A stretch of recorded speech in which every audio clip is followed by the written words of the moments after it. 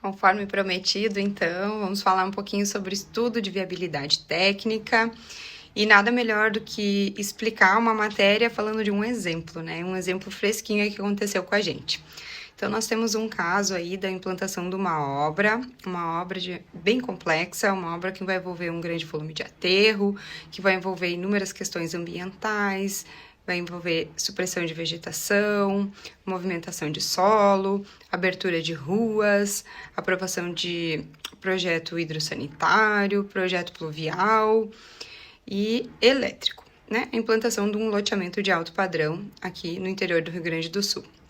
Pois bem, pessoal, diante da complexidade da obra, que nós vimos que nós teríamos que licenciar, nós avaliamos no primeiro momento, quando chega uma demanda dessas, que há a necessidade.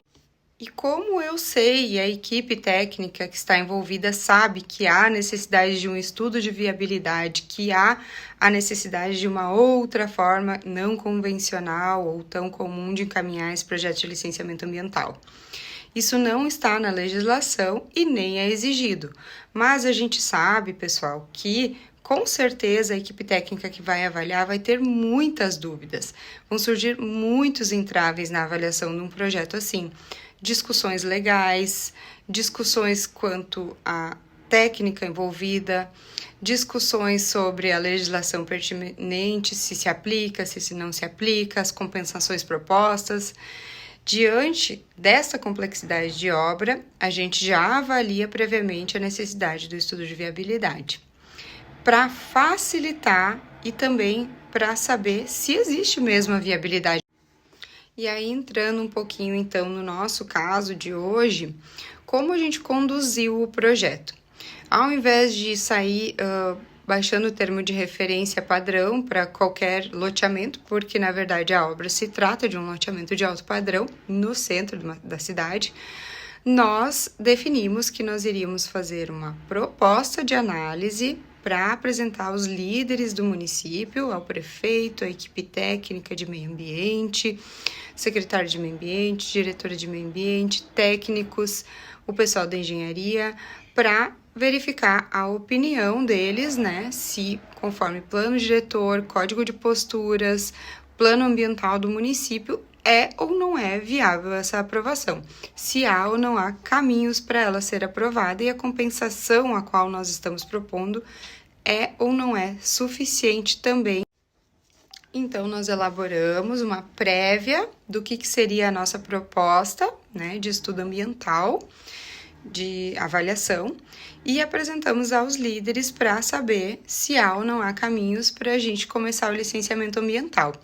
Foi muito válido, né, porque eles manifestaram, então, a opinião deles, não só ambiental, também como social. Neste nosso caso, foi muito bem visto o empreendimento a ser implantado no município, porque nós já fomos com uma ideia de compensação muito boa, né, uma ideia de trazer muitos ganhos a um município em troca de poder implantar o empreendimento. Então, isso é uma coisa muito importante, um ponto aí para vocês lembrarem sempre. A gente quer implantar um empreendimento que vai trazer impacto, que vai trazer uma série de questões discutíveis. Sim, mas o que vocês vão dar em troca para o meio ambiente? E aí trouxemos a ideia geral, com as necessidades de aprovações e também a proposta de compensação. Expusemos isso numa apresentação e assim a equipe técnica, juntamente com o prefeito, nos deu uma rota, um roteiro a seguir para que eles tivessem segurança técnica e jurídica de avaliar os nossos projetos de licenciamento ambiental e de possivelmente aprovar também, caso isso fique muito bem justificado, muito bem elaborado e calculado. Então, essa foi a reunião de hoje, né? Uma proposta de viabilidade e um caminho a seguir. Qual foi esse caminho, pessoal? A diretora de meio ambiente, ela logo propôs que a gente vai ter que elaborar um termo de referência específico, né? Na verdade, eles lá da prefeitura vão elaborar e a gente vai ter que seguir esses projetos que eles necessitam para ter.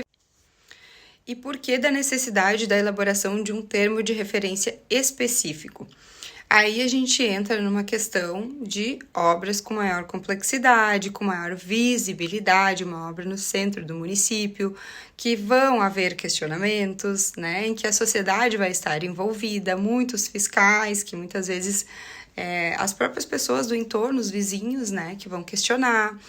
E então o município ter respaldo técnico e ter força para defender a aprovação deles e nós, como empreendedores, também conseguirmos dar toda a segurança, a força e o respaldo técnico que é necessário para um empreendimento desse porte. Então, no nosso caso ali hoje, quais são as questões que nós vamos ter discussões, que nós vamos ter que ter uma cautela maior em projetos, talvez mais projetos necessários do que o básico, né, de um termo de referência, é a questão do aterro. Nós ali não temos um grande volume de vegetação nativa, não temos nenhuma APP a ser preservada no meio da área, mas nós temos uma necessidade de aterro. Então, no termo de referência, a gente já sabe que a gente vai ter que incluir um item que é o estudo hidrológico, o estudo hidrológico do entorno, impacto de bacia, né, para dar força e respaldo ao projeto técnico. Isso precisa constar no estudo de viabilidade inicial? Não, não precisa constar, mas vocês já podem trazer, né, a questão a ser discutida como uma proatividade, ver a resposta do órgão ambiental, ver qual é o posicionamento deles e já buscar mais argumentação para defender o projeto de vocês. Certo, pessoal? Então, o estudo de viabilidade é trazer a ideia inicial com todos os apontamentos levantados em reunião de equipe, em reunião com o empreendedor e principalmente com todos os técnicos envolvidos no licenciamento. Né? No nosso caso ali, foi engenheiro civil, foi geólogo, foi a bióloga, fui eu, engenheira ambiental, coordenadora do projeto e os sócios do empreendimento também, certo?